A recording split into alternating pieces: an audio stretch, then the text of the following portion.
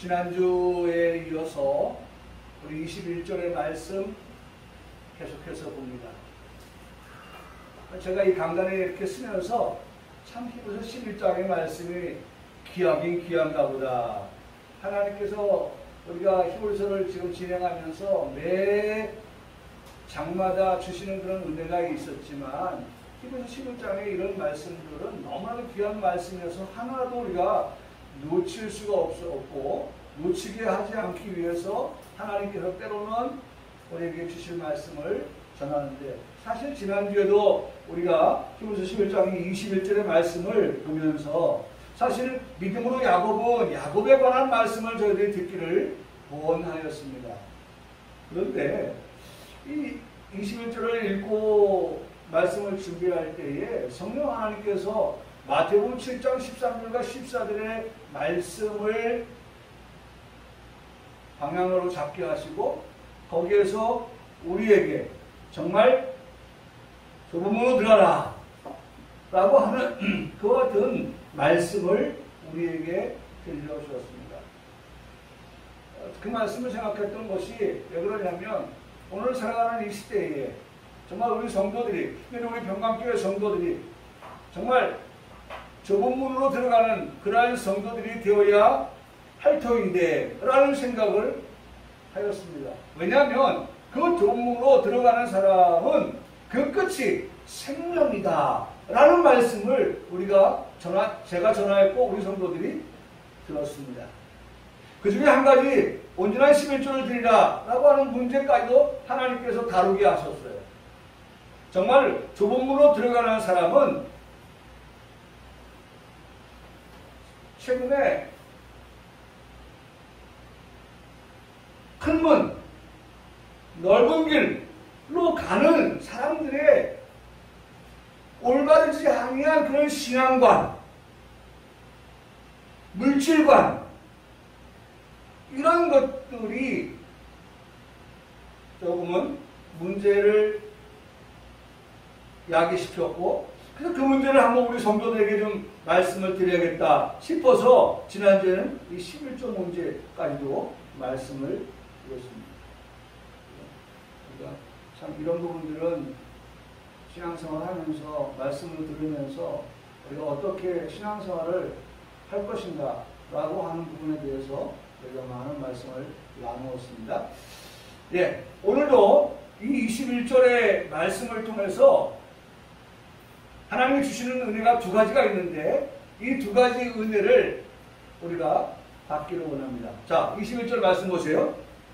거기에 보면 믿음으로 야곱은, 여전히 야곱도 믿음으로 살았던 인물이다 라고 하는 것을 말씀합니다. 그래서 믿음으로 야곱은 할 때 가로치고 야곱에 내 이름을 집어넣고 21세기를 살아가는 유동환이는 어떤 삶을 사느냐라고 말한다고 하면 믿음으로 살고 있고 살았다라고 우리가 평가를 받을 수 있어야 한다는 것입니다. 야곱은 죽었어요. 근데 죽은 야곱을 평가할 때 그는 뭘 가지고 살았어요? 믿음을 가지고 살았다는 거예요. 할렐루야. 네. 우리도 시간이 지나고 나면 다 역사 속의 인물이 될 것인데 그 역사 속의 인물 가운데 과연 나는 어떻게 평가되어질 것인가? 하나님이 어떻게 우리를 판단하실까? 라고 할 때에 그저 적어도 내 이름 석자 앞에 그는 믿음으로 살았습니다 라고 그렇게 말할 수 있는 성도,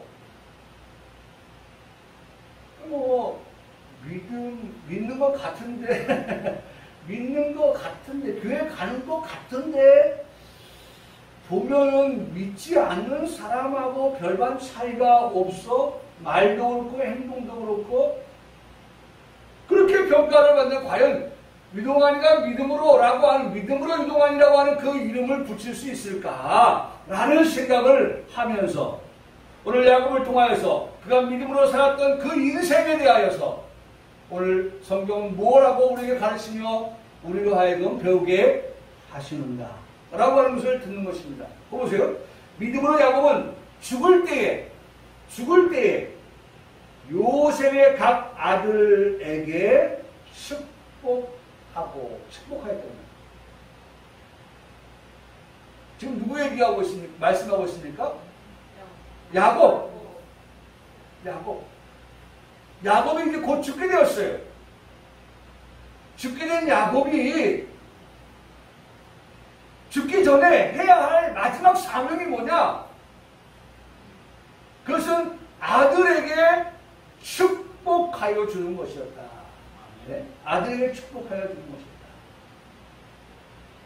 우리가 앞서 본 말씀 20절에도 보면 믿음으로 이삭은이라는 말씀을 하시면서 그건 똑같아요. 장차 있을 일에 대하여 야곱 아들이죠. 에서 아들이죠. 그들에게 뭐였어요? 축복하였다. 야곱과 에서에게 축복해. 아버지가 할 마지막 그 사명, 아버지가 평소에도 해야 될 그 사명, 저는 오늘 이 말씀을 우리 성도들에게 전하고 싶은 것입니다. 부모가 해야 될 사명이 뭐냐? 해야 될 일은 많이 있지만 그 많은 가운데에 부모된 내가 해야 될 것이 뭐냐? 그걸 보고 있어요. 누가? 자녀들이 보고 있다고요. 그래서 이게 아름다운 신앙의 유산이라는 거예요. 부모가 보여준 그 신앙을 자녀가 본받아서 그 자녀가 또 다른 그 다음의 자녀에게 그렇게 본대로 신앙생활을 하는 거예요. 여러분, 부모는 거울입니다. 거울. 우리의 자녀들에게 비춰주는 거울과 같아요. 어떻게 비춰주느냐에 따라서 우리의 자녀들의 신앙생활도 큰 차이가 없죠. 왜? 본대로입니다. 왜? 들은 대로입니다.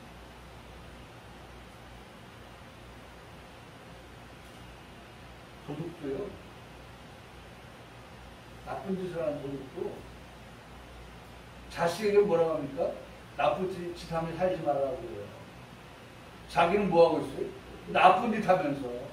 자식에게는 그것을, 그 좋지 않다는 것을 알고 있기 때문에 자식은 그런 나쁜 짓을 안 하기를 안 하는 것이죠.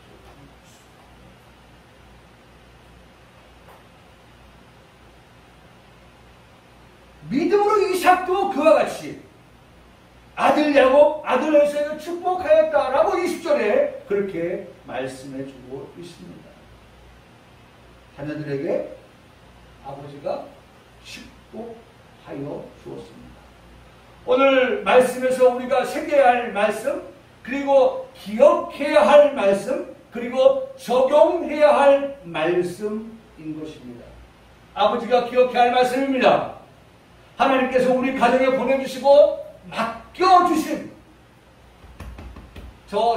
제가 저에 관하여서 말씀을 드린다면, 하나님 우리 가정에 보내주시고 우리 가정에 맡겨주신 큰딸 희선이를 어떻게 축복합니다. 부모인 내가, 아버지인 내가 믿음으로 야곱이 그 아들에게 축복하여 주었던 것처럼 이 시대에 아버지 된 내가 내 자녀에게 축복하여 줍니다. 둘째 딸로 저희 가정에 보내주시고 맡겨주신 희진이를 축복하여 주는 거예요. 둘째 언니와 6년의 시간을 두고 더욱 귀하고 소중하게 태어난 막내 희림이를 축복하는 거예요. 우리 집에 적용해서 생각하면 우리 유영환 수사님, 우리 창대를 축복해 줘야 될 아비로서의 사명이 있는 거예요. 오늘 이 말씀을 들으면서 우리가 바로 그걸 깨닫는 거예요. 어머니가 그 아들을 축복해주고 맏딸인 찬미를 축복해주면서 마치 나무에 물을 주는 것과 같이 그렇게 축복을 해줘. 이 나무를 아름답게 만들기 위해서 다듬어 주듯이 그렇게 축복을 해줘서 정말 상품의 가치가 있게끔 만드는 그런 입의 말. 우리 기도. 중국에 있는 창의를 생각하면서 매일매일 그 자녀를 위하여서 축복하며 기도해야 될 아빠 엄마의 자녀. 우리 김나라 권사님이 우리 재관이 제도 재혼이 생각하면서 뭐 많이 말할 건 없어요. 여기도 성경에 보니까 21절의 말씀에 다른 말씀 없잖아요. 그냥 야 믿음으로 야곱 온 아들에게 축복했다. 그렇게 말씀하고 끝났어요. 더 많은 구체적인 것을 가지고 기도할 수 있어요. 근데 우리가 어떨 때는 이렇게 기도한다고 하잖아요. 아시제요, 아시지.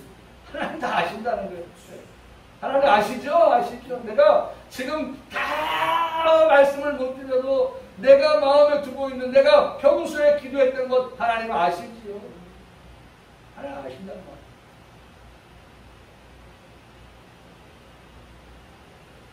어떤 때는 바쁘다 바빠. 그래서 어떤 때는 정말 자리에 앉아서 기도를 많이 못하고 일어날 때가 있어요. 그럴 때 하나님 앞에 아시죠, 하나님? 그리고 일어나서 가면서도 마음속에는 여전히 우리가 계속 진행형으로 기도하게 되는 거죠.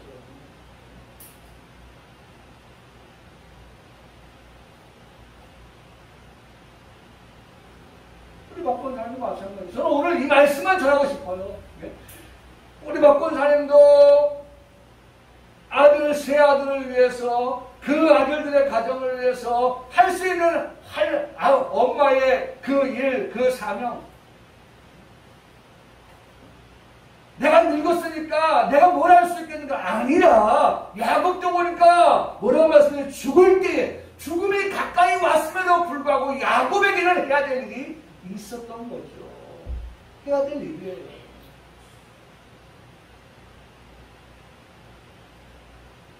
그러므로 우리가 그들에게 해 주어야 할 것, 축복해 주는 것, 우리의 자녀들에게 해 줘야 할 것, 부모로서 해 주어야 할 마땅한 것, 그것은 축복해 주는 것. 사람에게 특히 자녀에게 축복하는 것입니다. 여러분 짐승에게 축복하라고 합니까?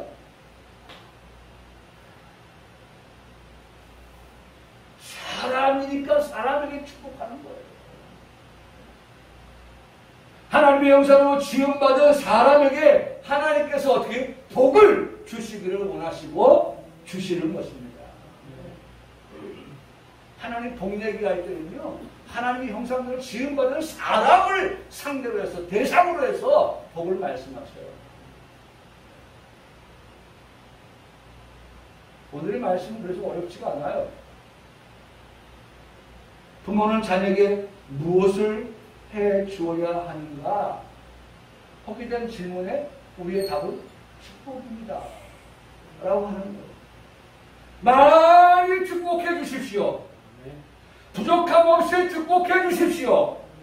충만함으로 축복해 주십시오. 우리의 입의 말로. 우리의 입의 말로. 우리의 입의 말로 우리의 자녀들에게 많이 부족함 없이 충만하게 우리의 입의 말로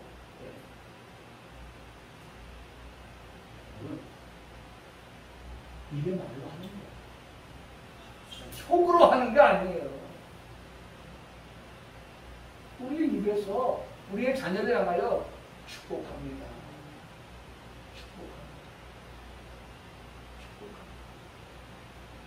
축복도 길이 나야 말할 수 있는 거예요. 사랑한다는 말을 많이 하지 않습니까? 그런데 그래도 흔한 사랑해 라는 말을 막상 하려고 하면 그 말이 입에서 떨어지지 않는 사람이 있습니다. 그 사람은요, 사랑해 라는 말을 자주 많이 하지 아니하였기 때문에 그런 결과가 나오는 것입니다. 하라고 하니 띄엄띄엄 하게 되다가 마침내는 길이 나서 사랑해요, 사랑해요. 우리 배목사님 잘하잖아요. 그렇게 나오게 되는 것입니다. 그러니 자주 축복해 주십시오. 많이 축복해 주십시오. 우리에게는 혀와 입술 그리고 말의 권세가 있다고 성경은 우리에게 가르쳐주고 있습니다. 우리의 입의 말, 혀의 입, 혀와 입, 거기에 뭐가 있어요? 권세가 있다. 우리의 입에는 권세가 있는 거예요. 우리 입에서 뭐가 나온다고요? 우리 자녀들에게 축복이 나오잖아요. 네? 그 축복은 권세가 있는 축복이라니까. 네? 힘이 있고 능력이 있는 축복이에요. 민수기서 14장 24절에 말씀합니다. 그들에게 이르기를 여호와의 말씀에 내 삶을 두고 맹세하노라. 너희 말이 내 귀에 들린 대로 내가 너에게 행하리라. 너희가 무엇이라고 말하면 내가 너희가 말한 그 말대로 내가 하나님께서 어떻게 하시겠다? 행하시겠다고 말씀합니다. 그게 권세예요. 네? 권세 능력이 나타나는 거예요. 우리가 말을 하니까 그 결과로 행위가 나타나는 거예요.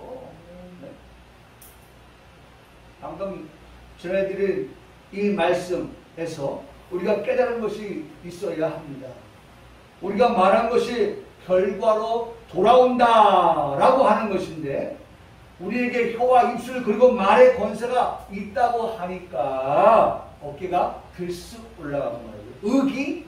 의기양양해지는 그런 모습을 보여서는 안 된다는 거죠. 봐라. 말의 권세가 있네. 입에 말의 힘이 있네. 내가 말한 대로 되네. 라고 해서 여러분 우리가 교만하면 안 된다는 거죠. 말씀 앞에서 우리는 어떻게 겸손해져야 하는 것입니다. 우리의 혀와 입술 그리고 말의 권세라고 하는 것은 한번 따라 하시겠습니다. 여호와께서 행하신다. 여호와께서 행하셔서 되는 결과지. 내가 말한다고 해서 축복이 되어지고 말한다고 해서 결과가 나오고 하는 게 아니에요. 말은 하지만 하나님께서 우리의 그 말한 것이 너무나도 아름다우니 하나님께서 어떻게 행하신다.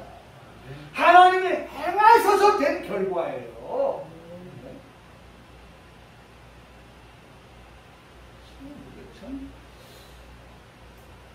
참 이런 거 제대로 배우지 못한 말이죠. 앞에 것만 듣고서 아이고야 하나님께서 내 입에 말에 혀에 권세를 주셨네. 이렇게만 생각하고 말이죠. 그 함부로 쓰는 거 아니에요. 함부로 쓴다고 해서 뭐 될 일도 아니지만 하나님께서 그 말, 입의 말, 혀, 권세 이런 것들을 하나님 보실 때에 합당하니 하나님의 보시기에 합당하니 여호와께서 어떻게 하셨다? 행하신다. 할렐루야. 하나님이 보실 때에 합당하면 하나님이 일하시고 하나님이 역사하시고 하나님이 행하심의 결과를 얻게 된다는 것이에요. 우리가 대단하다고. 여러분 우리 대단한 거 없어요. 여러분 질그릇이 뭐 대단합니까? 근데 질그릇을 소중하게 여기는 것은 질그릇 안에 뭐가 있어요? 보화가 있어요. 질그릇 안에 보화가 담겨져 있으니 그 질그릇을 소중하게 간직하는 거예요. 보관하는 거예요. 잘 다루는 거예요. 네? 우리 안에 이를 행하시는 여호와께서 계셔서 그 여호와께서 보실 때에 합당한 말, 입의 권세를 가지고 말할 때에 하나님은 중요한 것 행하신다. 행하신다. 우리가 알 수 있는 것은 제한적입니다. 맞습니까? 그렇죠. 우리가 하는 게 뭐 뭐든지 다 할 수 있어요? 아니죠. 우리는 제한적이라고 밖에 표현할 수가 없어요. 그러나 내 안에 계신 하나님은 나와는 달리 나는 제한적이라면 그 하나님은 무제한이죠. 무제한이죠. 제한적인 필요가 없어요. 그러므로 하나님께서 일하시도록 할 때 하나님이 일하시도록 하는 거예요. 하나님이 일하시는 거예요. 하나님으로 하여금 일하게 할 때 우리 입에서 나가는 축복은 더 크게 더 많은 결과를 얻게 된다고 믿으시기를 바랍니다. 하나님이 하신다고 믿고 그 하나님께 믿음으로 우리가 우리의 입을 열어서 복을 축복할 때에 하나님께서 그 축복을 행하신다. 행하신다. 오늘 이 말씀은 창세기 48장의 말씀에서 보다 구체적인 내용을 알게 되었습니다. 창세기 48장에 가서 보면 거기에 등장하는 인물은 야곱, 요셉, 므낫세, 에브라임 4명이 등장을 합니다. 물론 세상 만사와 인간사까지 주장하시는 하나님께서 그 4사람 가운데에 함께 계시지요. 하나님이 인간사에 그 4사람만 덩그러니 48장을 써가는 게 아니고 그 48장에 4사람을 등장시켜서 일하시지만 그 안에는 언제나 누가 계세요? 하나님이 계시는 거예요. 2022년 9월달 셋째 주를 시작하는 우리의 개인의 인생사도 그리고 민족과 국가적으로 세계적으로 모든 이 사자라고 하는 것을 써갈 때 그 안에는 누가 계셔요? 하나님이 계시는 거예요. 우리의 가정사에도 하나님이 함께 계십니다. 우리의 기업사에도 하나님이 함께 계십니다. 할렐루야. 어디나 하나님이 그곳에 함께 계시는 거예요. 야곱만 덩그러니 있는 게 아니에요. 야곱과 요셉만 덩그러니 있는 게 아니에요. 야곱과 요셉, 므낫세만 덩그러니 있는 게 아니에요. 야곱, 요셉, 므낫세, 에브라임만 덩그러니 있는 게 아니에요. 인간들끼리 뭘 하는 게 아니에요. 그들 가운데에서 하나님께서 일하시고 하나님께서 역사하시는 거죠. 보세요. 지금 보면은 그 모든 일들이 하나님께서 하신다고 하는 것을 우리가 읽게 되어지는데요. 창세기 48장 1절의 말씀에 야곱의 상태를 말씀해 주고 있습니다. 어떤 사람이 요셉에게 말하기를 이렇게 말합니다. 내 아버지 요셉이 어떻게 내 아버지 야곱이 요셉이 말하는 겁니다. 요셉에게 아들 요셉에게 내 아버지 야곱이 어떻게 했어요? 병들었다. 첫 번째는 병들었다. 내 아버지가 병들었다. 창세기 48장 10절의 말씀에서는 이스라엘 여기서 누구예요? 이스라엘은 야곱입니다.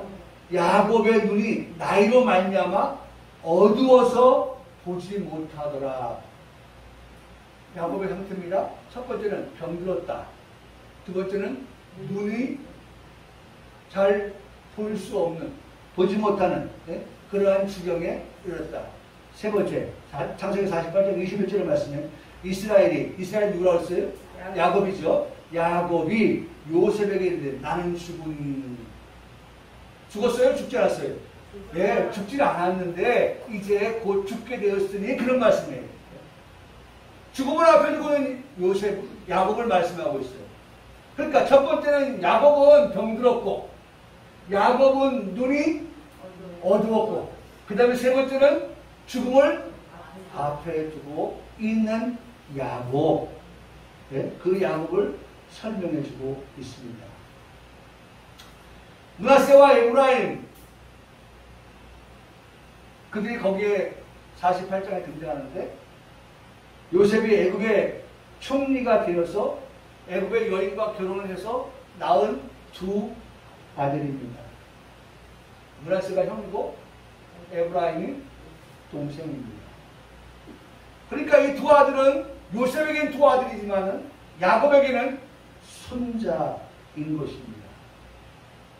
이 두 손자가 비록 애굽 사람의 피가 섞였지만 야곱 지파의 일원으로 지금 야곱이 받아들이게 되었다라는 뜻입니다. 아브라함의 축복을 계승하는 아브라함의 자손으로 이 므낫세와 에브라임을 받아들이고 인정하게 되었다는 것입니다. 사실 요셉이 야곱의 축복을 받는 자리에 두 아들을 대동했습니다.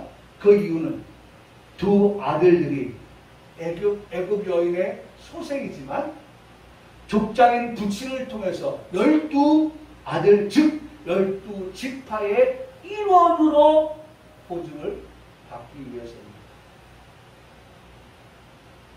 이게 지금 묘하게 지금 흘러갑니다. 네? 요셉에게는 누가 있어요? 12아들이 있는 거예요. 근데 하나님께서 므낫세와 어떻게 에브라임을 그 안에 집어넣어서 어떻게 하는 겁니까? 12지파를 만드는데 이 두 지파를, 두 명을 집어넣을 때에 하나의 지파를 빼고 두 개의 아들을 집어넣어서 12를 만드는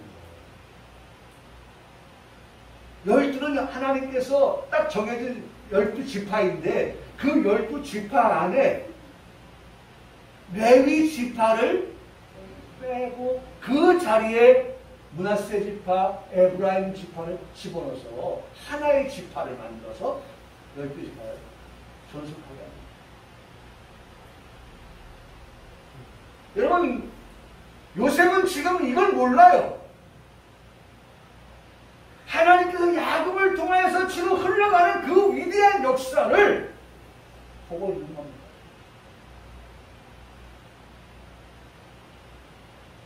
그래서 손자인데 야곱이 이 두 아들을 요셉에게 말합니다. 5절 말씀 보세요. 창세기 48장 5절의 말씀이면 48장 5절 내가 낳은 두 아들 있지 않니? 그 두 아들 누구라고요? 네, 그렇죠. 에브라임과 므낫세. 므낫세를 먼저 하십시다. 형이니까. 또 속상할라. 네? 형이 속상해요. 또 나오죠? 두 아들이 있지 않냐? 거기도 성경은 에브라임과 므낫세라고 말씀을 하고 있어요. 근데 누가 형이에요? 므낫세가 형이에요. 그런데 자, 그 두 아들이 있지 않느냐? 그런데 야곱이 요셉에게 말합니다. 그 두 아들 어떻게 해달라고? 네? 내 것이라 그랬어요. 내 것이라. 므낫세와 에브라임은 할아버지 야곱이 내 것이다.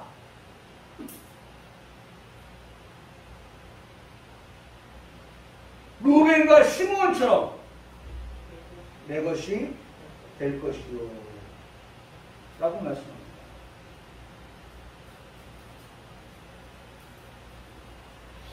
참, 이 분위기가 참 묘합니다. 그러면서 더 나아가서 이들 후에 내 소생은 내 것이 될 것이며 그들의 유산은 그들의 형의 이름으로 함께 받으리라고 말씀하십니다.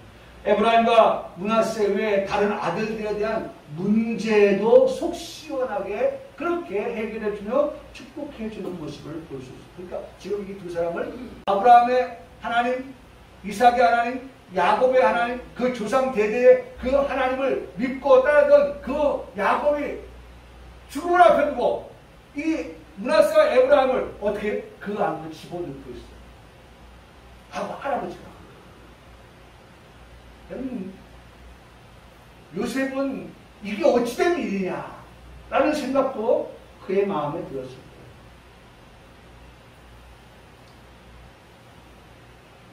한마디로 말하면 창세기 48장 5절 말씀에 에브라임과 므낫세를 야곱의 아들로 삼아서 축복하겠다라고 선언하는 것과 같은 말씀입니다. 므낫세가 형입니다. 에브라임이 동생입니다. 야곱으로부터 축복을 받을 자격은 형인 므낫세에게 있습니다. 요셉의 두 아들을 아버지 앞으로 데리고 옵니다. 그리고 요셉이 아버지 야곱에게 복을 받을 수 있는 자리로 므낫세를 데리고 먼저 나아갑니다. 요셉 자신의 왼손으로 므낫세를 이끌고 갑니다. 왜냐하면 서로 아버지하고 요셉 그리고 므낫세를 아버지 앞에 세우려고 하니까 서로 마주보게 되죠. 여러분 그림을 그려야 됩니다. 아버지가 이제 야곱을 축복할 겁니다. 요셉이 아들 므낫세를 먼저 데리고 왔습니다. 아버지 앞에 세웁니다. 므낫세와 에브라임이 있기 때문에 왼쪽과 오른쪽과 왼쪽에 요셉은 아버지, 자기 자식들, 이 므낫세와 에브라임을 볼 때는 할아버지 앞에 세워서 복을 받게 하려고 하니까 반대로 해야 됩니다. 마주보고 있으니까. 그래서 아버지의 우수, 오른손이 들어서 축복을 해야 될 그 위치에 요셉은 므낫세를 데리고 왼쪽으로 가서 누굽니까? 야곱의 오른편에 왼편이죠. 네? 왼편에 세우는 거예요. 성경은 이렇게 말씀합니다. 왼손으로는 므낫세를 이스라엘의 오른손을 향하여. 오른쪽에 있어야 야곱이 볼 때, 이스라엘이 볼 때 오른쪽에 있어야 오른손을 축복할 거 아닙니까? 네? 데리고 간 나는, 요셉은, 므낫세는 어디에 있어야 돼요? 왼쪽으로 간 거예요. 왼쪽. 이해했어? 자, 제가 우리 이용환 수사님 오른쪽에 복을 축복을 하려고 하니까 내가 상대를 데리고 어느 쪽으로 가야 아버지 오른손에 복을 받겠어요? 내가 볼 때는 왼쪽인 거예요. 내가 볼 때는. 그렇죠? 왜? 마주보고 있으니까. 이해되시죠? 네. 이해되니까 이게 그림을 그려야 돼요. 네. 네? 서로 이렇게 나란히 있으면, 네? 나도 오른쪽, 옆에 있는 사람도 오른쪽이지만, 서로 마주보고 있으면 내가 오른쪽이면 반대 있는 사람은 뭐예요? 왼쪽인 거예요.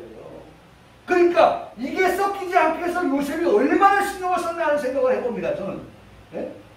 왜? 이게 잘못되면 어떻게 됩니까? 아버지가 지금, 누구예요? 야곱은 눈이 어떻게 했어요? 네? 어두워서 보지 못하니까 마치 뭘 연상합니까? 이삭이 야곱을 축복할 때에 눈이 어땠어요? 어두웠잖아요. 그래서 목소리를 들으니까 누구 목소리예요? 야곱 목소리인데 보니까 뭐예요? 몸을 만져보니까 에서거든요. 이게 헷갈린 거예요. 근데 그런 실수를 하지 않기 위해서 오늘 야곱은요 기가 막힙니다. 이게 하나님의 역사가요. 그러니까 아버지 요셉이 지금 하는 대로 진행되는 게 아니에요. 하나님의 역사는. 여러분 이거 알아야 돼요. 아버지 요셉은 므낫세의 아들이 장자가 할아버지 왼편에 마주서서 아버지 야곱의 오른손에 우수에 축복을 받게 해야겠다고 하는 그러한 아주 착실한 진행을 해갑니다. 그럼 반대로 하면 에브라임은 오른쪽에서 여기 말씀해 보면 그렇게 말씀하고 있어요. 오른손으로는 에브라임을 이스라엘의 왼손을 향하게 하였다. 손은 두 개니까. 그렇죠? 손은 두 개니까. 오른손으로 야곱이 볼 때 오른손으로 향해야 될 자가 지금 앉아있고 왼손으로 향해야 될 자가 지금 앉아있는 거예요. 누가 그렇게 했어요? 아버지 요셉이 그렇게 한 거예요. 그게 맞다고 요셉은 생각한 겁니다. 그 제가 봐도 요셉의 판단이 어때요? 옳았죠. 그 맞는 거예요. 그렇게 하는 거예요. 그래서 자리도 그렇게 조종하는 것입니다. 장자가 아버지 야곱으로부터 축복을 받는 위치에 있게 하는 것입니다. 그런데 결과는요, 전혀 반대의 결과가 나왔어요. 아버지 야곱으로부터 복을 받은 사람은 장자 므낫세가 아닌 에브라임에게 돌아갔습니다. 어떻게 된 것입니까? 야곱의 축복이 에브라임에게 가도록 하기 위해서 손을 한번 찾아봅시다. 창세기 48장. 이거 우리 오늘 이것만 읽으면요, 하나님이 어떻게 이렇게 복을 주실 자에게 주시는가 하는 것을 우리가 이제 보게 되는데요. 자, 48장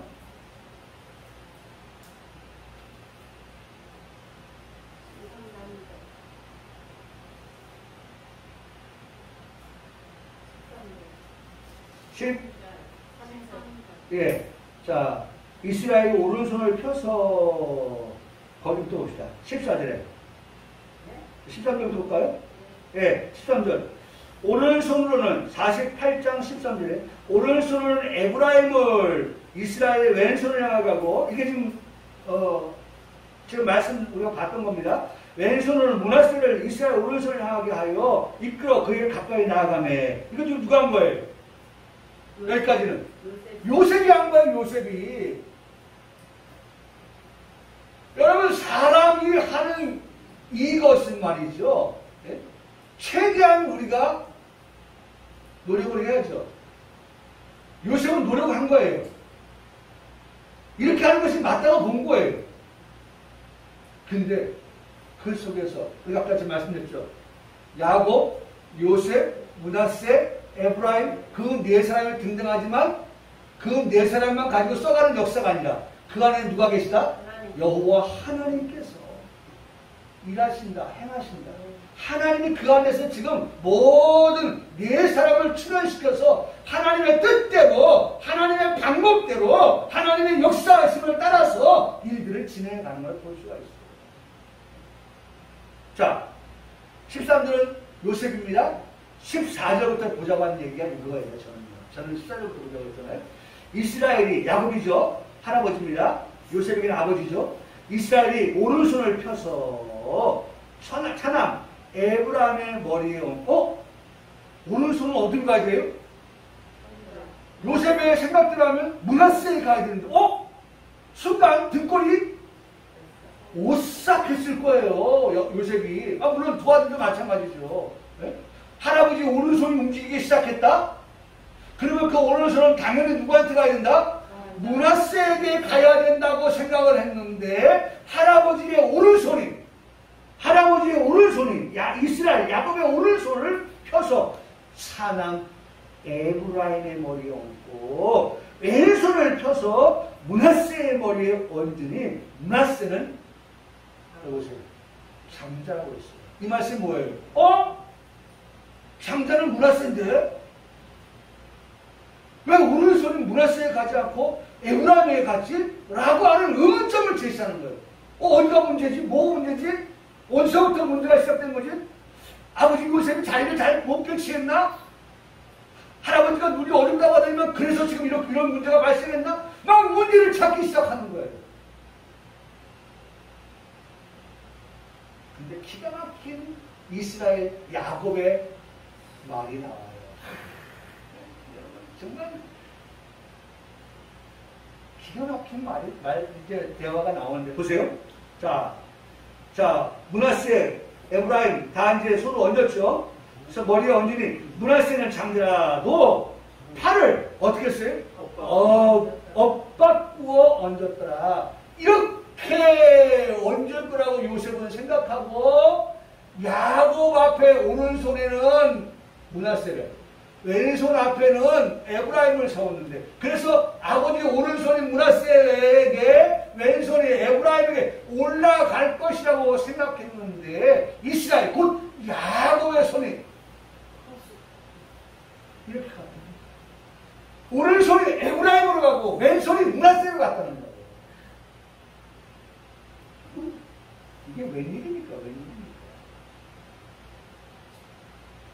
여러분, 그래서 제가 다른 주석을 찾아보니까 이삭은 눈이 어두워서 실수를 했지만 야곱은 그 실수를 반복하지 않기가 영안은 밝았답니다. 축복해야 될 에브라임에게 실수하지 않게 하기 위해서 요셉이 앉혀놓은 자리가 있지만서도 야곱은 그 오른손을 이게 편하지 이게 편합니까? 예? 이게 편해요? 이게 편하지? 예? 우리도 축구할 때 이렇게 합니까? 예? 근데 야곱의 오른손이 에브라임에게 닿다. 옷 바꾸어 얹었더라. 옷 바꿨어. 옷 바꿨어. 자, 등골이 옷사가 요셉이 이제 등장합니다. 15절. 그가 요셉을 위하여 축복하여 이르되 내 주 아브라함의 아버지 이삭이 성전된 하나님 나의 출생으로부터, 참 저는 이 말씀도 너무 좋더라고요. 하나님이 어떤 하나님이냐? 나의 출생으로부터 지금까지 나를 기르신 하나님이다. 할렐루야. 아멘. 한순간도 내가 나서 출생해서 살아오는 과정 속에서 한순간도 하나님은 나를 떠나지 아니하시고 나와 함께 하시고 나를 어떻게 했어요? 길러주신 하나님이다. 할렐루야. 아멘. 할렐루야. 아멘. 그런 하나님. 내가 태어날 때부터 시작했어. 지금의 일까지 떠나지 아니하시고 함께 하시고 나의 모든 삶을 하나님 기르셨다고 했어요. 나를 기르셨다. 나를 키우신 거예요. 내가 이만큼 자라기까지 하나님이 나를 키워주신 거예요. 이 말씀 우리가 어떻게 적용할까요? 어디다 적용할까요?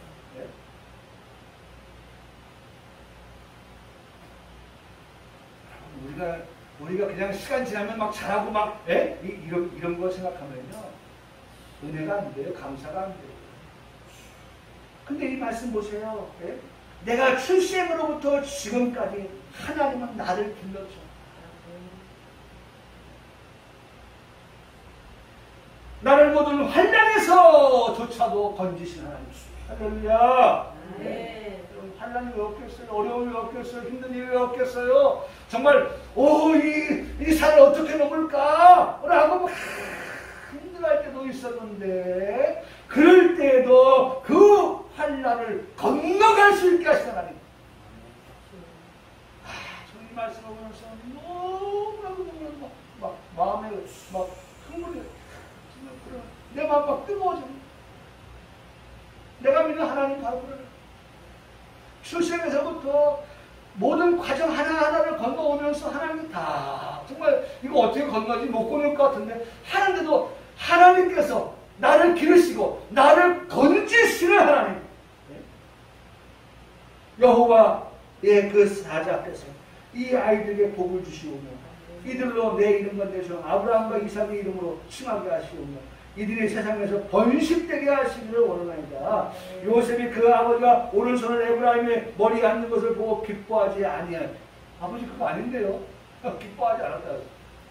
아버지 뭐 잘못됐어요? 라고 그렇게 기뻐하지 아니해요. 아버지의 손을 들어 에브라임의 머리에서 므낫세의 머리를 옮기고자 하여 그의 아버지에게 이르되 아버지여 그리 마옵소서 이는 장자이니 오른손을 므낫세의 머리에 얹으시는 것이 합당하니이다 라고 그렇게 아버지에게 말을 합니다. 그런데 19절 여기까지 요셉이에요. 근데 19절 보세요. 그의 아버지 이스라엘 야곱이라 하지 말았죠 이제? 너의 이름이 뭐라? 이스라엘이다. 이스라엘이 바꿨잖아. 자, 아버지가 허락하지 아니했다. 이르되 아들아 요셉아 나도 안다. 여러분 이 안다는 말은 몇 번 했어요? 2번 한 거야. 이게 틀림없다는 말이에요. 내가 알고 있는 사실이 분명하다는 거예요. 나도 안다. 나도 안다. 나도 안다. 내 아들아 나도 안다. 나도 안다. 그도 한 족속이 되며 그도 여기 한 족속이 되며 여러분 보세요. 요한시장이 이 말씀을 기억하기 바랍니다. 하나님께서는 그도 크게 되느니와. 여기 그는 누구예요? 므낫세입니다. 내 아들 므낫세도 장자이지만 지금 내가 손을 어떻게 써요? 예? 이 엇바꾸어서 에브라임에게 오른손이 므낫세에게 왼손이 같지만 그 큰아들 장자 므낫세에게도 축복하는데 뭐라고 말씀해요? 그도 크게 되려니와. 여러분 피해가지 않았습니다. 므낫세도 크게 될 것이다. 여러분 그렇지 않아 부모 마음에 이 자식도 잘 되기를 원하고 이 자식도 잘 되기를 원하고 내가 낳은 자식들이 다 예외 없이 잘 되기를 원하잖아요. 기다려보세요. 그렇지 않아요?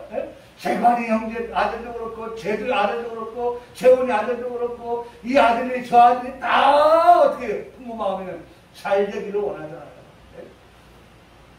그 마음을 아는 야곱이 이스라엘이 축복하면서 하는 말이에요. 므낫세 장자는 어떻게 된다? 크게 된다. 할렐루야. 여러분 우리의 자녀들이 이 복을 받기를 원합니다. 네? 이 복을 받기를 원합니다.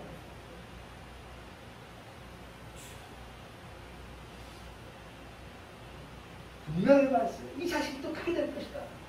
그런데 그의 아우가 나오는데 에브라임입니다. 그의 아우가 그보다 더 어떻게 해요? 큰 자가 되고. 에브라임 그가 더 큰 자가 되고.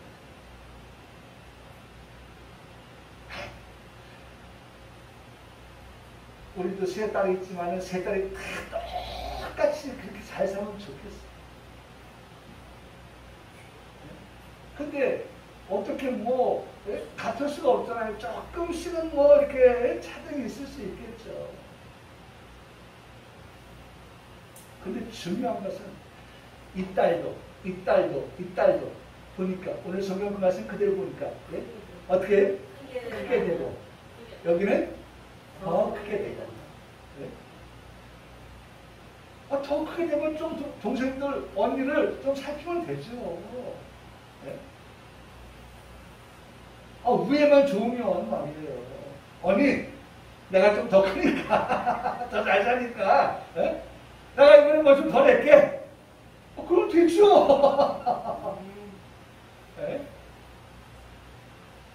중요한 건 뭐예요? 두 아들이 다 어떻게 크게 된다고.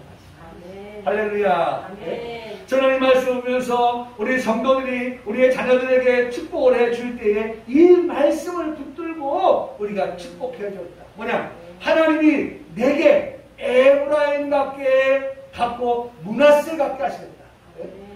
여기 말씀의 끝부분에 보면 그렇게 말씀하십니다. 우리가 안다 라고 말씀을 했잖아요.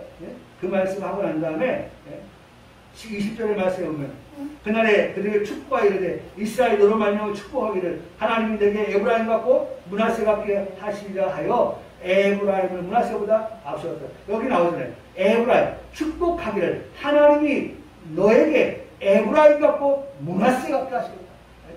여기 에브라임을 내 아들 내 딸 이름을 넣고 그것도 므낫세 거기에 내 딸 내 아들 이름을 집어넣고 왜? 둘 다 뭐예요? 크게 하실 거니까. 할렐루야! 할렐루야! 여러분, 우리가 뭐 해야 돼요? 축복하는 거예요, 축복. 지금 축복을 말하는 거예요. 야곱이 죽기 전에 아들들에게 축복했다. 여러분, 축복했어요. 뭘 축복하지? 라고 하면 이 말씀 가지고 그대로 외우세요. 이 말씀 외우세요. 하나님이 내게 에브라임 같고 므낫세 같게 하시네. 하나님 이 말씀대로 되게 하여 주옵소서. 이 말씀이 뭐예요? 크게 해주시고 더 크게 해주세요. 우리의 자녀들이 크게 되게 하시고 더 크게 되는 역사가 있게 해주시오. 이게 축복이에요. 축복. 내 생명이 끝나기까지 우리가 우리의 자녀들을 축복할 때 이와 같은 내용을 가지고 축복해 주는 것. 우리가 마지막에 해야 될 일입니다.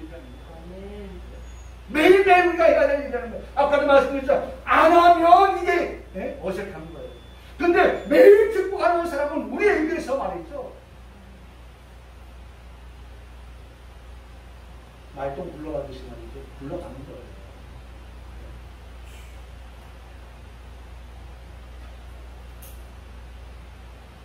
오늘 여기까지만 보죠. 어쨌든 우리가 들어야 될 말씀입니다. 우리가 배워서 행해야 될 말씀입니다. 야곱은 그의 자녀들을 어떻게 했다? 축복했다. 믿음으로 야곱은 죽을 때 요셉의 각 아들에게 축복했다. 오늘 축복하는 우리 성도들, 그 아버지 어머니에게 축복을 받는 자녀들, 우리 모두가 되기를 주님의 이름으로 축복합니다. 아멘.